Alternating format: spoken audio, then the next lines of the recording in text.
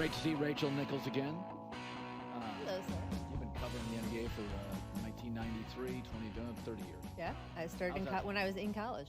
So I was in college at Northwestern in Chicago, and I had interned for the Washington Post, and they called me up and said, do you want to be a stringer and just do some Chicago Bulls games for us? I think I got $20 an article, which I would have probably, don't tell anyone, I would have done it for free.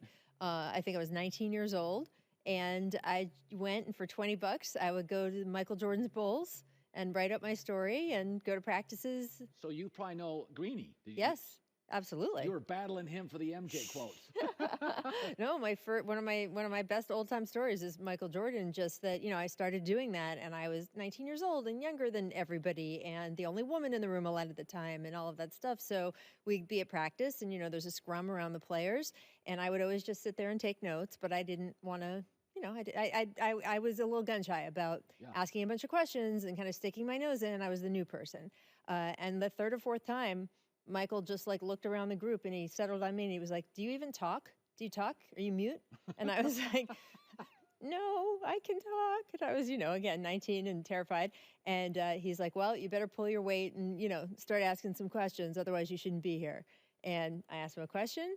And he deemed it good, and he totally answered it, and he sort of made a point of showing the other guys that he would chat with me and stuff, and it made a big difference in terms of if Michael trusts you, there you go. Yeah, he had a little power back then. Yes, exactly. A lot of influence. Exactly. I can remember at the end of Michael's career, I didn't cover him. I was bouncing around the country doing other stuff. But when Michael Jordan would come to town, even in the Washington days, it was the lead story in local news. Oh. Michael's in town. Mm-hmm. So because of Nike was in Portland, Michael was in Portland a lot. So he'd be at a steakhouse. Yeah. He'd be at the Nike facility. Sure. It was a big story. It's really, there's a couple of athletes, I've said this, if Muhammad Ali would break the internet today. Yeah. Oh, God. If you go back and YouTube Muhammad Ali. Yeah. He was so lyrically gifted. He would go to press conference. I've said this before. There are YouTube moments with Muhammad Ali. First of all, he was good looking. Yes. He was funny. Yes.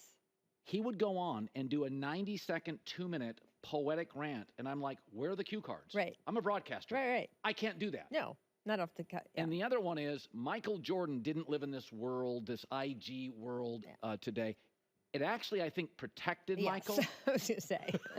He is very, very lucky he did not live in an IG camera phone world. Yeah. No question. Yeah. So last night I watched I went out to dinner with Jordan. I came home, I turned it on, and we were awful for about 5-6 minutes. Yes. What did you make of that? We come back to win. What'd you make of that? Yeah. I mean, look, these are a bunch of guys shaking off the rust who haven't played. They haven't played together. This was the first time this team played together because remember, all these World Cup, events were a different team, basically, a younger team. So it was nothing I didn't expect. The fact that they played so well defensively, that they were great defensively from the start, and they played so well defensively throughout and with so much energy and effort, that's really what you wanted to see, and they completely delivered on that. Anthony Davis was asked after the game, if you guys just defend this way through the whole tournament, how do you feel you guys will do it? He's like, we're unbeatable. And I think that's true. I think if they play with this defensive effort and energy, and then, of course, they're going to have crazy scoring to pour into the basket, I really do think that they have the best chance to win of a while, and they've had very good chances to win in the past. Yeah, if Jason Tatum's coming off the bench, if Anthony Davis is coming off the bench, and I said this earlier, I loved, when I was younger, rock and roll. Mm-hmm. Stairway to Heaven, Led Zeppelin. Yeah. If I listen to it today, I'm like, it's 2.5 minutes of a riff by Jimmy Page. I'm like, can we get to the lyrics? Yeah. And I do feel like the dream team, I mean, Larry Bird was shot. Christian Laettner was on the team. Right. It was very position-oriented basketball. Yeah. Ewing, you can't do this. Right. Barkley was one of the only players that could. Charles could do everything. Yes. Transition, low post. Charles was 101. Mm-hmm. This team's a lot of Charles. Yeah. Everybody can handle the ball. And I say this respectively, two things can be true. The dream team was the coolest thing ever. Yes. This team's talent, I don't know.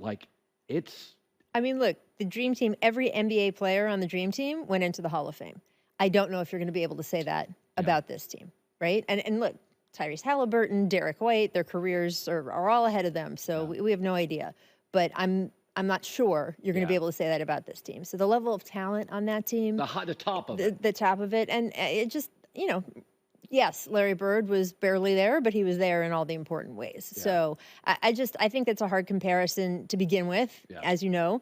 And then the Dream Team to me is so iconic that what I've been saying about this roster is that it's the best since the Dream Team. And the 08 roster was amazing too. So you can maybe hold those three teams up as the best that Team USA has ever had.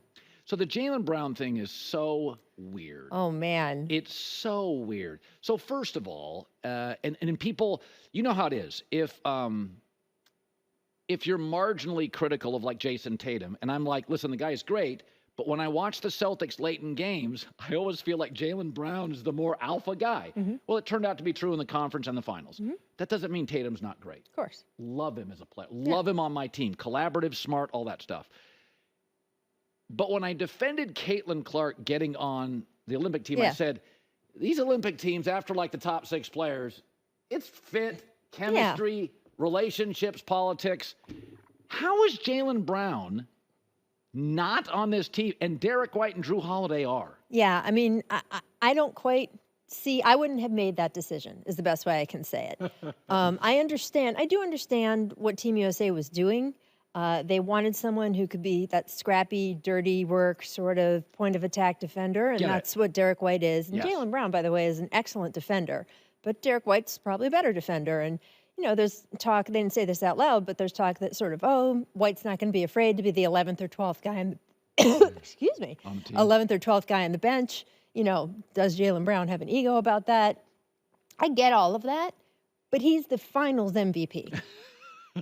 He's the finals MVP, and unless you really believe that, man, having Derrick White there instead of Jaylen Brown, when you're talking about skill sets defensively that are not this far apart, I don't know. I can't see that being the difference maker. I still think this team will roll. You're replacing Kawhi Leonard, so it's not like you're replacing a role player, right? You're replacing a star, so having another big name in there shouldn't be something you're afraid of.